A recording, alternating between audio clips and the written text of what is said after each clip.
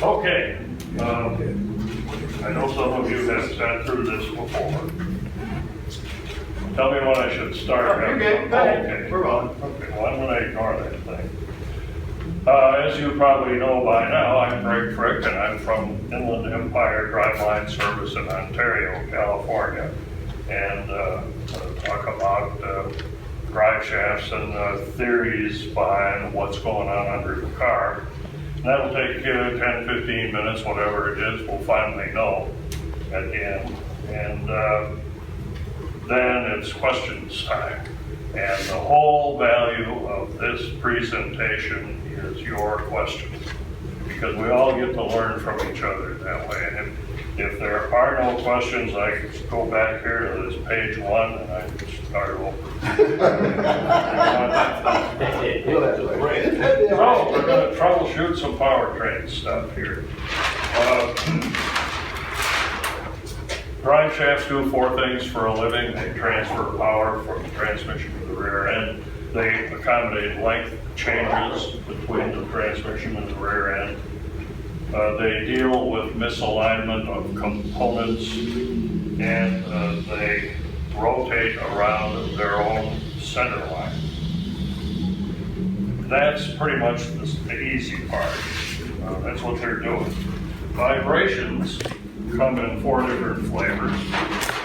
There are transverse vibrations, inertial vibrations, torsional and harmonic vibrations. The transverse is the one that everybody thinks about. That's the unbalanced issue. The way that is dealt with in the drive shaft business, you've got to build the shaft around its own center line.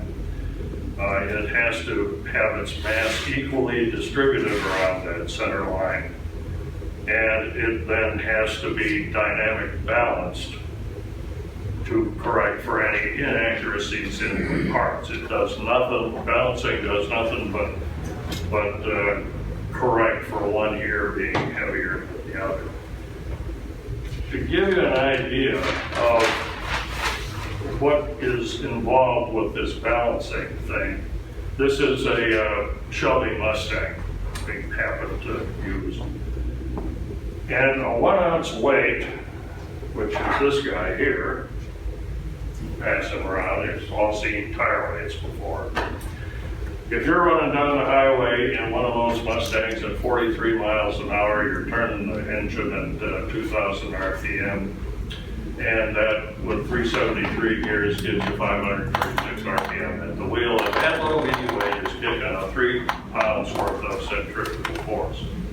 Meanwhile, on the drive shaft, this is a 1 ounce drive shaft weight. And as you can see, it's kind of a lot of weight to put on the drive shaft. It's running engine speed, so at 2,000 RPM going down the highway at the same 43 miles an hour, that thing is 10.5 pounds worth of correction. You speed the car up to 64 miles per hour, it becomes 23.75 pounds worth of weight flying around on that drive shaft. So the point is that even though it's closer to the center of the shaft than it is to the center of the wheel, it generates a whole lot more force for the same road speed. What's going on here? What's going on is that centrifugal force is increased by the square of the RPM. So 500 times 500 gives you a much smaller number than 3,000 times 3,000. So the guy that tells you at your local shop that, oh, I build them straight, you don't have to balance my shafts, doesn't know what he is talking about. But he also didn't spend the 30 grand for the balancing machine. So again, it only corrects for mass distribution in the parts. It'll do nothing for lousy geometry on the shaft. The inertial vibration has to do with U-joint angles. If all these components were on the same center line, nobody would be sitting here because there's no forces being generated. The minute the power goes through a universal joint, the shaft starts to speed up and slow down. So if you picture this is the nice smooth round power coming out of the transmission, it hits that front U joint, and now all of a sudden this round plate looks like it is oval.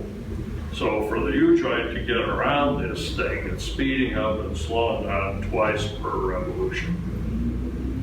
Equal opposite joint angle at the back end takes this pulsating power out of that drive shaft, corrects it, and feeds smooth power into the differential. If you fail to make this correction for whatever reason, and you get this speed up, slow down stuff, equal opposite, they completely cancel each other out and the problem goes away. If you've got some angle left over in one of those joints, you've got some uncanceled angle. That's what breaks axle shafts. That's what wears out ring and pinions. That's what makes your mirrors go like this. The angle thing is the majority of the problem that you're here to hear about. The thing to remember about this is to get them canceling, but no matter how perfect a job you do, that drive shaft is pulsating twice per revolution all the time. And that pulsation is the cause of everything else we're going to talk about in here. And by the way, this is going on, or it's canceled, but you've got joint angle back there. The biggest single source of vibration in cars are the U-bolts. Everybody tightens them down. Boy, this isn't going to fall off of my car, pull it till the threads squeal. But what you want is 14 to 17 foot-pounds on these nuts, so back the nuts off, come down on the lock washer till the lock washer just flattens out, give it an eighth of a turn, and leave it alone. That's all you need back there. Most high-speed, there was a guy talking to me just before I came in here, got a vibration between 70 and 80, the only place where it is real high frequency. It's putting the U-joint bearing tabs in a vise, and it'll move, but it's not going to like it. Oh, you can fix most of these things for free. I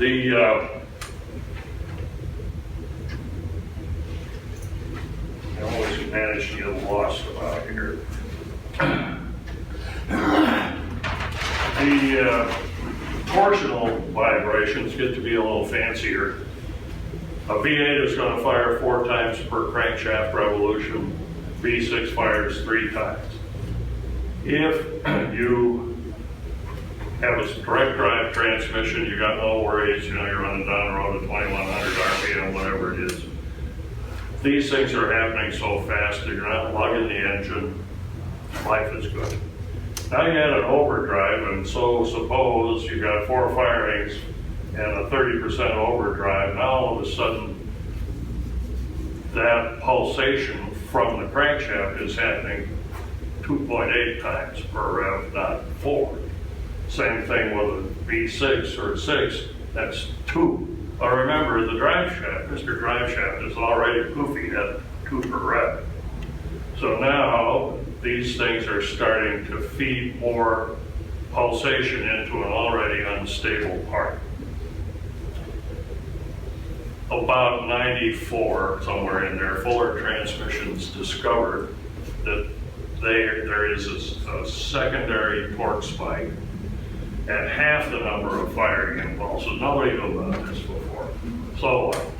Well, they found this spike to be most pronounced between 1.5 and 2 per rev. Here's Mr. Drive Shaft, not only is he getting the firing impulse bother him, he's getting this 1 at half the number of cylinders. So there's all this activity being forced into this drive shaft, which is already kind of not stable. The harmonic vibration thing. And here's where the old Memorex ad comes in. If you don't remember that, she sings this note at this wine glass and the glass blows up. And the reason that happens is that is a natural frequency. And she's singing this note that matches that. And the energy builds up in the glass. It's got no place to go, and bang, it explodes. Drive shafts have natural frequencies too, so do tables. Normally it's not a big deal, but in drive shafts you can go by the booth and go bang, bang, bang on all those different materials. And they sound different. And where you get into trouble with harmonics is the shaft is already unstable. It's got a natural frequency. Under the right conditions, all these things come together and the drive shaft essentially does that, rings. And so, oh, I like this, and it starts to vibrate. What in the world is going on here? There is, in the drive shaft world, and anything that rotates, a thing called critical speed. And critical speed is the theory you're out in outer space and you got this beam rotating, and it's dependent on diameter, length, and speed.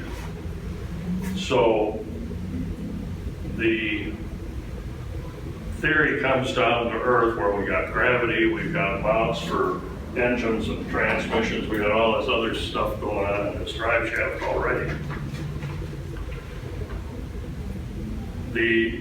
At critical speed, the drive shaft will explode, just like that wine glass. And it's a very characteristic failure.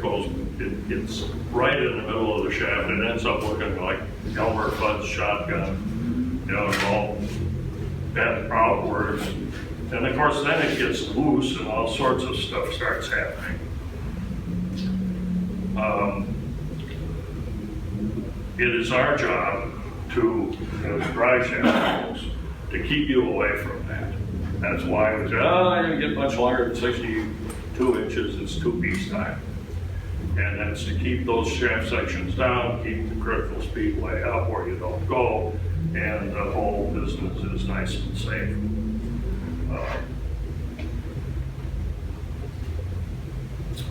There is also, because of all this 2 per rev instability I was talking about, at 1/2 of the calculated critical speed, the shaft is going to think it's critical. So suppose it's 5,000 RPM, this guy's going to blow up at 2,500 RPM, it's disturbed because of 2 per rev issues, and it shudders. And it's typically like a mile or 2 mile per hour range that this happens in. And it will drive you nuts trying to find the source of it, because you won't find it because it's physics at work. So if you find that you have that sort of thing going on, there are a few ways to approach it. We've got this little troubleshooting guide, 14 ways to avoid calling us a ball. And getting rid of a critical speed issue is you go bigger in the tube, you go with a center support, you can use carbon fiber, it's got no resonance issues at all, and it can all be dealt with. But practically, it just gets more and more expensive. The long and short of it is that you guys have all built a car from the street up, and there are very, very few engineers anymore that have done that. They're all specialists. The specialists, fastest growing specialty is noise and vibration harshness. And it's all based on this kind of stuff. So I hope that this little short run through of this gives you the idea that there is more going on under there than you would think. The car is a blend of its components, and they are all talking to each other. And a lot of these issues that you run into with rattles and clatters and gears going nuts can be dealt with common sense and a little bit of knowledge. And they don't respond at all to throwing money at wheels and tires. So, you know, before you go out and spend a whole bundle of dough chasing some sort of vibration on your car, pick up one of those blue things at our booth and start at the beginning, because whatever the answer to your problem is, it is going to be the most basic, simple, boneheaded thing it could be. It does not have to be sophisticated to drive you crazy. So, that's the background music, and I hope somebody's got a question where we can apply all this stuff. Oh, really? Your car's doing that to you? Yes, sir. If you get the vibration, say like 70 parity or something, but if you back off, like say going down a hill, you get a kind of a stronger one. Your best friend for understanding angles. All of the stuff you're going to hear about angles comes off of some kind of racetrack. And what nobody ever does, and you should do before building a car, is think to yourself, what am I going to do with this thing when I'm done with it? If you're going to haul it to the racetrack on a trailer and go a quarter of a mile and pull the chute, put it back on the trailer and go home, you set it up one way. If you're running in circles, you set it up a different way. If you're going to drive it from here to Los Angeles, you set it up for the street. And everything that you can get from me is assuming that you're going to drive this thing on the street. So, engines sit in frames at 3 degrees down. It is a world standard. Doesn't matter what kind of vehicle, except the street pod where we don't get the word yet. So we assume 3 degrees down. Here's the drive shaft, here's the rear end. If you run the pinion angle as parallel to the crankshaft, you're going to have this thing going on 3 degrees, and the goal is to have the suspension working equally on both sides perfect. So I'm getting to your question here, believe it or not. If you stand on the gas and the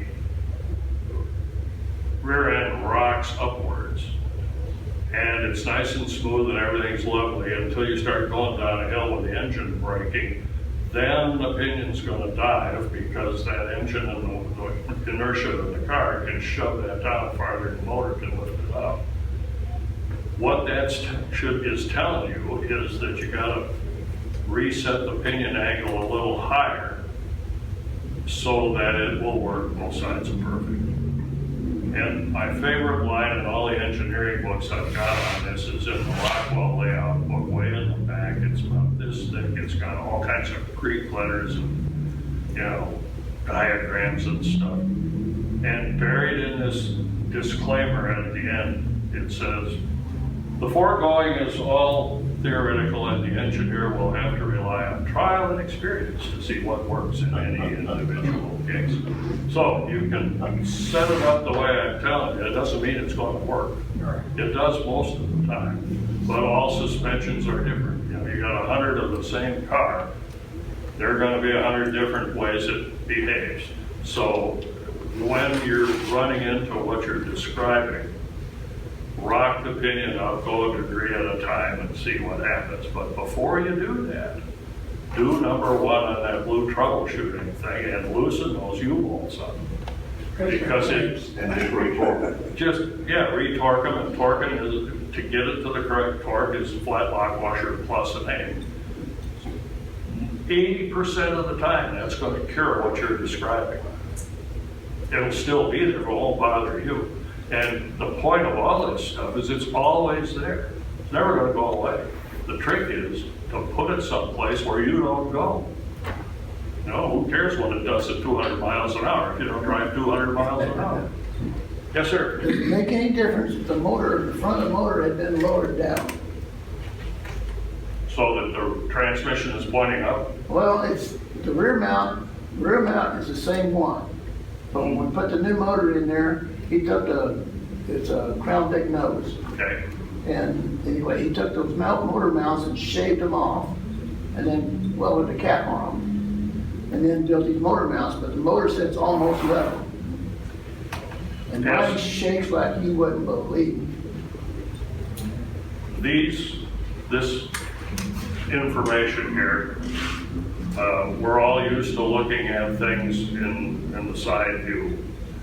But ultimately, the driving, the driven, and the drive shaft don't care where they are. They can be standing on end like they are in a cooling tower. And all the arithmetic works the same way. So if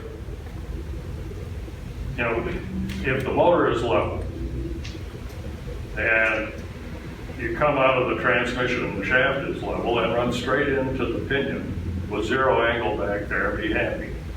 Now you're going to hear, oh, that's going to cause the U-joints to wear out prematurely, and it will. Design life on the joints is like 100,000 hours. So suppose you really screw this thing up and it cuts it in half. 50,000 hours is a long time behind the wheel of a street rod. So if you're really looking for ultimate smoothness, get rid of those joint angles altogether and sacrifice the joints. That's what they're doing on two-piece shafts in Ford Cutaways that they build Class C motorhomes out of. Front shaft is an extension of the crankshaft. There's no angle at the transmission. They take all of their angles at the rear end, and the reason they're doing that is to move that pulsating power as far away from that fragile AOB as they can get. It works great. Okay, another question is when they built the drive shaft, I was there and watched them assemble it. And they put a young kid on it, and he used a press thing, but the cap didn't go in all the way. And I was thinking at the time, I said, you better take that apart and put that bearing back in. I think the bearing fell over. So he pulls it out of the vise, he lays it on an anvil and hits it with a great big hammer till it would, but it was still stiff. You couldn't hardly get it to work. Yeah, you can't hardly pound that thing down hard enough to get that bearing flat. No, and I think I got a feeling I got to take that out and change the U-joints for that. Yeah, you don't want the bearings laying down on the end of the truck. Yeah. You know, But that's what I think. it's virtually impossible to get the snap ring. Well, he beat her till she Lord went. knows I picked up enough of those things off the floor. But yeah, it's hammers. Bigger hammers are generally not the answer. Okay. Makes you feel good, but But it's, I think the vibration's getting worse, you know. You can stomp on it, everything's good. But just trying to drive it nice and normal, even like if I drive it around the thing around there, and he's still gonna do this, you know. yeah, that's kind of the heck of it with these issues is the drive shafts really are fairly forgiving. You can treat them real bad and they don't bother you. And by the time you find out that, I've got 5 degrees worth of angle at the transmission, now I got a puddle underneath the car, what's going on here? Something has worn enough to where pieces can start moving. And once they start moving, you're gonna know all about it. So there's so much lore out there, street smarts on this particular subject. And people get it, they argue with themselves about it. And the reason is that all of it comes off of some kind of track. And there's no place to go to get a simple run through about what is it supposed to look like. One that drove us nuts for years is how do you tell if the shaft is the right length? They're looking at the slip yoke up here, and boy, there's a lot of ground surface hanging out of that transmission. That can't be right. I wonder what's right. Well, the way you check that is not up there. You go to the rear end, take the U-joint loose, because you're going to fix those U-bolts, and shove the shaft all the way forward, and it should come out of that pinion yoke and drop cleanly away without you having some kind of tool in your hand. And you can live with about 3/8 of an inch gap between the back of the bearing and the shaft. and the ear of the yoke. If you find you got an 1.5 inch gap back here, you just found your problem. And you can't look at the transmission end because transmissions lie. You know, a 350 Chevy can have an 1.5 inch worth of shaft sticking out of the tail housing and it looks stupid, but it's as good as it can be. It can also have a 1/2 inch sticking out because the parts have been shuffled for 60 years now. And if then you have an 1.5 inch of ground surface sticking out, you got a problem. But you can't see through the slip yoke. So check it at the back end. It's real easy. And then don't over tighten those U-bolts. Yes, sir. What's the recommended degree for the motor? 3. 3, and then on the rear end? 3. Same? 3 down, 3 up. Now, again, this started out as something besides a straw. But, by the way, all of this information is in this, and I got a whole bunch of them, so if you want one, you can carry it off.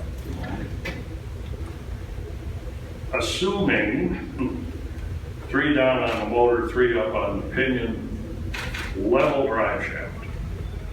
Got 3 degrees here, 3 degrees here, you're all done. If the shaft is going downhill to the rear end, see how flat those angles get? You know, they just start going away fast. It gets smoother and smoother and smoother. But if you've got a TKO Tremec and you've got the rear end way up inside the body and the shaft is going uphill to the rear end, those angles get big fast. And now you're in trouble. Because anything, Spicer says that 5 degrees, their parts will live the design life of 100,000 pounds. Mark.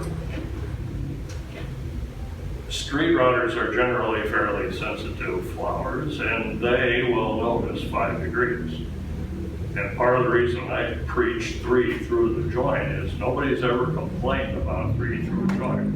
I've had them complaining about 5. Well, don't go to 5. Parts will be happy, but you won't.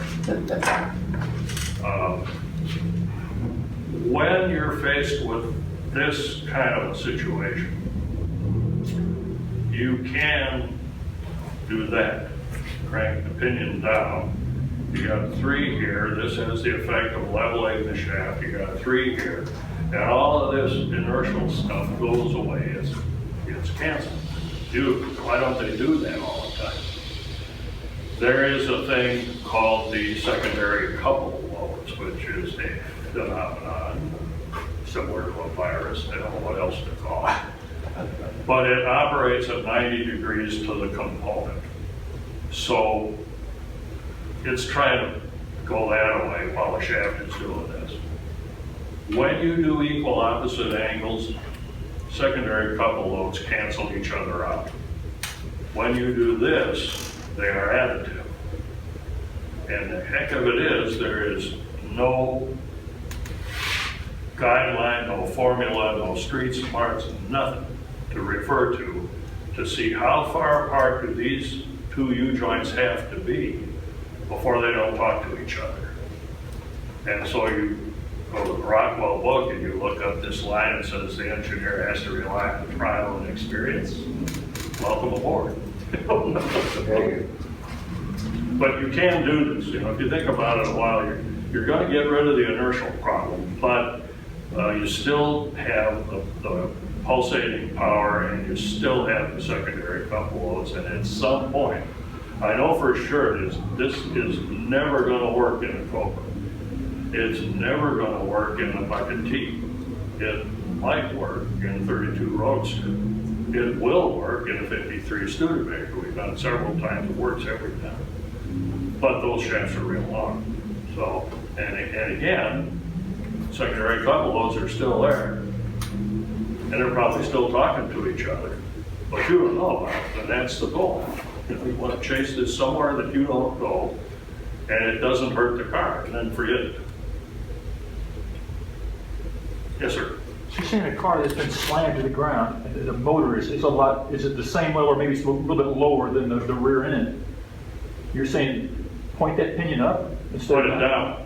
point the pinion down. Yeah, because the reason being, if you try to do the parallel line routine with 3 degrees on each end and the rear end is up here, the working angle through the joint, you got 3 down here, maybe you're going uphill at 3, now you got 6 here, you're gonna know all about that driving it down the road. So if it does that, when you park it and let the air out and it sits on the ground, who cares? It's not moving. Right. And if you blow it up and it does something else, who cares? You're not going very fast. So set it up for smoothness at whatever height you're going to drive it down the road. Now, I'm convinced, I've been convinced for 20 years, that not every car that arrives at a show like this in the trailer is in there because it's so blooming precious. Some of them won't go over 40 miles an hour because of what we're talking about. But boy, there's time. Yes, sir. Did I understand the front end of this thing, you said you're leading us to think of a bigger diameter would be more desirable or smaller or? The tubing, this tubing here, you can figure round numbers, 3-inch diameter tube, you're okay out to about 52 between joint centers. 3.5, 56, 58, depending on how much power you got and what you're doing with the car. You get past about 62 on 4-inch diameter tube, it's 2-piece time. And while that scares a lot of people, when we built we got a 40 Lincoln, and it had a 120-inch wheelbase. I knew it was going to be 2 pieces going in, so I didn't think anything about it. But we went to install it. Lo and behold, 3-inch tube fits inside the old torque tube pump. So we didn't have to modify the floor or do anything crazy to accommodate a great big diameter drive shaft. Just it turned out to be the simple, easy, less expensive way to do that car. And setting up a 2-piece might take you an extra 5 minutes thinking it through, and I draw you a picture and say, oh, do this. But the result is much more drivable and reliable and smoother operating than trying to go with a 5-inch diameter aluminum shaft out of a Silverado and putting it in a Metropolitan. Right?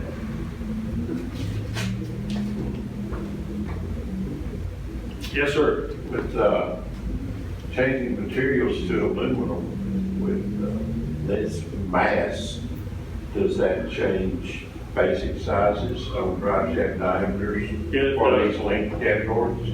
No, and it doesn't. Because in order to get equal strength out of 6061 aluminum to 1026 steel, you got to use twice as much of the aluminum. So there's a mass difference. Yeah, that makes your AOD and your 700R4 real pleased with you because you're taking care of it by getting rid of weight. But they behave exactly the same way when you figure critical speed. The difference between materials, those two behave the same way. And carbon fiber is completely different cat altogether. If you bang on it, it goes clunk. It can be designed for specific torque loads and frequencies, and all kinds of stuff can go into the design of that carbon tubing. And you can build one that is from me to Louis long, and it'll run fine, because it is really, really stiff this way. But it can be designed with as much wrap up as seems reasonable for whatever your application is. And like everything else, there are limits to that material, despite what the rocket scientists tell you. If you consider this is the goal, we all know the goal and we can design for that, but what we didn't know 20 years ago, and most people in carbon today don't know, is where are the sidelines. And there are things you can do with carbon to achieve a goal, but you can't run outside the sidelines or it's going to blow up on you. And they all blow up the same way. At 20% ahead of the pinion joint, they turn into a whisk broom over time. So, I usually bring this up on my own, and so I will, but I'm going to blame you. Usually there's somebody that's got an 8-inch Ford in the crowd, and if there isn't, here's some lore about 8-inch Fords to be aware of. And it's not all 8-inch Fords are nightmares, but all nightmares are 8-inch Fords. What's going on with it? When those things came out of Ford, at random in the production line, there is a cantilevered weight that's bolted to the axle tube, and it hangs off the axle tube, and it does this for a living. And it's ugly. So the first thing Street Rodder does, unbolt that and throw it in the barrel. Instant vibration. Why? Well, it took years to find it out. And I'm relying on a guy that was in one of these seminars that told me afterwards, do you want to know what's causing that? I sure do. The 8-inch Ford is a 9-inch design with less mass. Okay, so some frequencies that are going on inside that rear end get out of the 8-inch Ford that don't come out of the 9-inch with the greater mass. So when they had a shaker coming out of the plant, they pulled this thing out. Well, okay, that's great. That's what happened. Why? Well, it turns out that the axle shafts in the 8-inch Fords are real small diameter, because they were originally designed for the Maverick or the other Falcon. You know, they were both of them real prime pieces of equipment. So they didn't need big diameter axle shafts. They didn't have any power to begin with. And the heat treat didn't have to be all that swell either. And this fellow told me, who said he worked at Ford, you can take an 8-inch Ford axle shaft and drop it on the floor from belt height, and it'll be enough to cause that vibration. So his question was, what do I do about this? It's the simplest thing in the world. I set axles from Mosier. You know, they make one size 14, it's big. So if you tangle with an 8-inch Ford, or you have a friend who is going crazy trying to chase down a vibration in an 8-inch Ford, the first guy that cured one that I talked to him for about 3 years. He ended up taking a piece of Land Cruiser leaf spring he had laying around, welded it to his axle tube, found an old hammerhead or something, welded that to the Land Cruiser spring, and it would do this for a living. It's in Vegas. He took off down the 15 freeway and brought one away. I thought, wow, that's really amazing. So I called this friend of mine who's a professional engineer specializing in drive shafts, and I said, Mark, how critical is it that this be exactly right to get rid of the problem? He said, well, in engineering, it is much better to be lucky than good. He said, your buddy in Vegas was just plain lucky. But the message is, all he was doing and all that factory weight is doing is changing the mass of the axle housing and giving that frequency a place to dissipate in the atmosphere. But the answer to it ultimately is, you know, after 50, 60 years worth of even being in a Falcon, those axle shafts are starting to twist. And so any problem that's going on with an 8-inch Ford, change the axle shafts before you do anything else. If it doesn't do anything, you're out $275 at Mosier, so what? It's cheaper than buying new tires. Yes, sir. Greg, you touched on something while ago on the motorhome, like on the 3 or 4 piece drive shaft. Mm-hmm. I'm the proud owner of it's not a motorhome, but it's a truck with 3 Got Buku's the drive shaft. Yes. Now, tell me again what I need to do to make which shaft needs to have the offset, which can run parallel,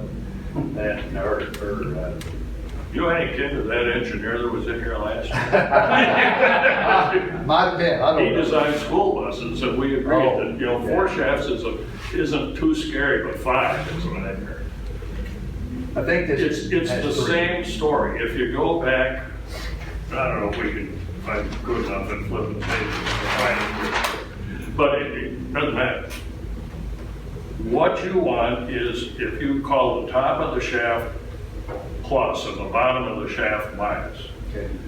and you check your starter motor and you say, yep, by golly, that thing's in there 3 degrees down, and you go back and you check the pinion, crank it around so you can stick an angle finder on the ear, say, yep, by golly, that thing is 3 degrees up, or whatever it turns out to be. You want all of the angles in all of the shafts that come down, plus and minus, to add up to 0. End of story, that's all there is to it. So if you've got shaft A is coming out of the transmission at 3 degrees down, okay, you forget that. The next one will probably be 1.5 degrees down. And then there'll be something, they'll be canceled by some other angles in the next shaft. The trouble is, this is so long, by the time you get it all added up to 0, the pinion end is dragging on the ground.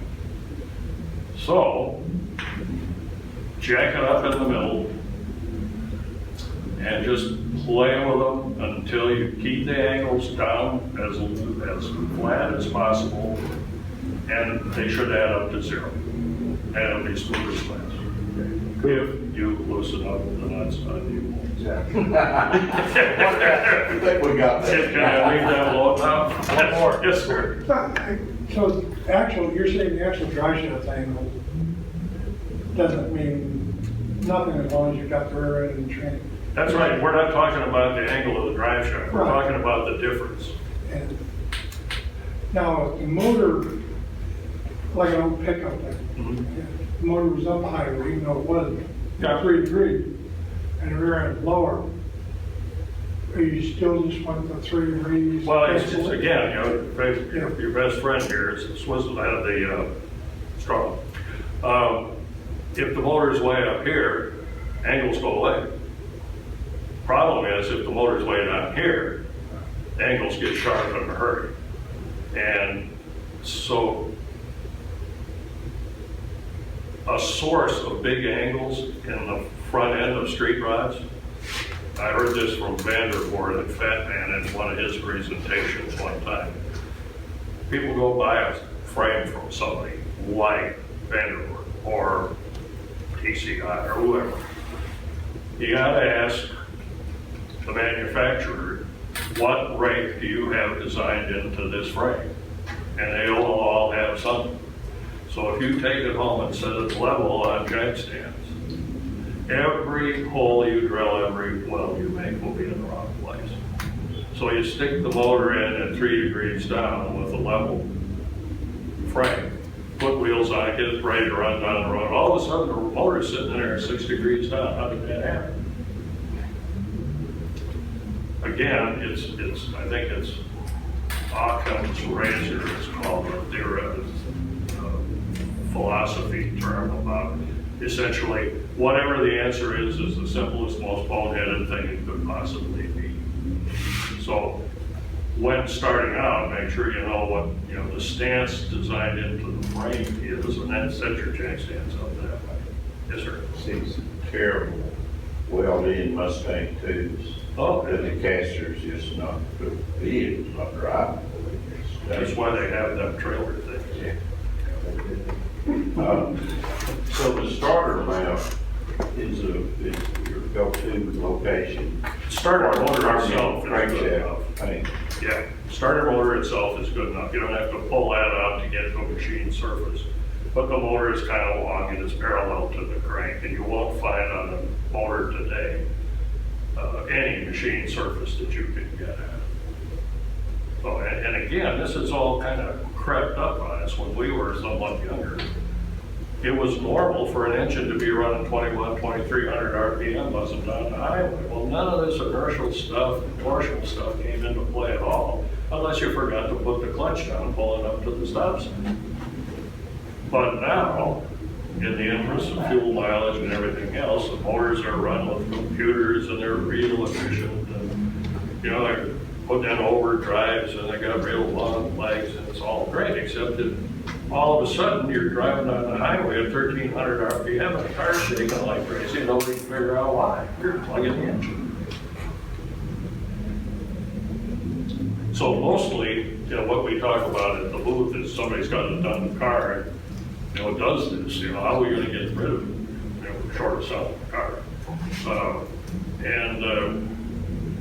Figuring out how to deal with a done car and get it to where it's drivable and you don't need the trailer thing. That's what's fun for us. And sometimes people ask, why do you tell people this stuff? Well, because it's been $500 to buy a drive shaft for me, and this car's still doing the same thing. Now, it's my problem. At this point, it's your problem. And if I can help you fix it for free, well, great. Why spend money on something you don't need? So, if you think of anything, we are still here till 1 tomorrow, not here. But we're down in the other building, there's Borgeson and Walker, and glass guy and us on the wall. So if you think of something, stop by and we'll hash it over.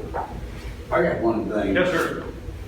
Vehicle sitting on the ground, you take the U-joints off, you should be able to move the drive shaft in 3/8 of an inch to the Yes. training. Yeah. Okay. If it doesn't go 3/8 of an inch, but you can drop the shaft out without prying it out, you're okay. Because then, if you look at the wear on the slip yoke, where the seal's been run, it doesn't move more than 16 of an inch. So, With suspension cycle, there's very little more than that. very little, unless you're an off-road racer or something. We had guys with 48 inches of wheel travel and then 5/8 of an inch at the transmission. It's all in how much geometry they do. Because you are willing to sit through this thing, get a medal.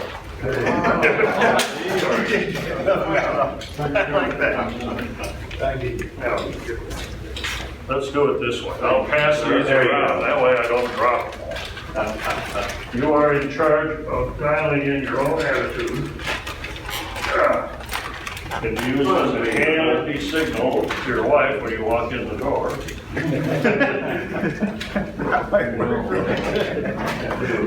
Just what the button. Okay. I don't do this, but Yeah. Well, one thing left. What's that? Drunk? Well, thanks for being for sports about not having a rule. You're all right, man. I don't care what you say about it.